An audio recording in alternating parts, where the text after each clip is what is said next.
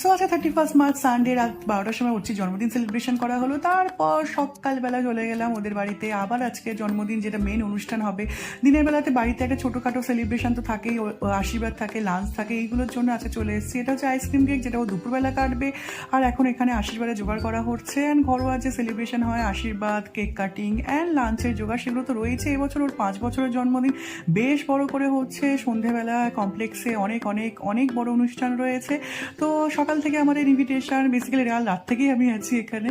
তো এখন cake cutting হবে, আইসক্রিম কেক যেটা গলে গলে পড়ছে গরমের জন্য। তো ব্যাকগ্রাউন্ডটা ভীষণ সুন্দর করে সাজানো হয়েছে। তো আমি এখানে আশীর্বাদ করতে গেছিলাম, বাট আমি মিশও করছি সবাইকে, নিজের বন্ধু হিসাবেই বলি, তো ওই জন্য আমি একটু আদর করে দিলাম। দেন আমি এখানে আইসক্রিম কেক খেয়ে আমি এখানে ভিডিও করছি, দিদিভাই ওকে খাওয়াচ্ছে। আমি আর মা বাপি সবাই একটা মিলে বসে পড়েছি লাঞ্চের জন্য। লাঞ্চে ছিল ভাত, ডাল, মাছের তরকারি, সবজির তরকারি অ্যান্ড এক চাটনি। দেন রাত্রেবেলার জন্য আবার রেডি হতে চলে গেলাম। Thanks for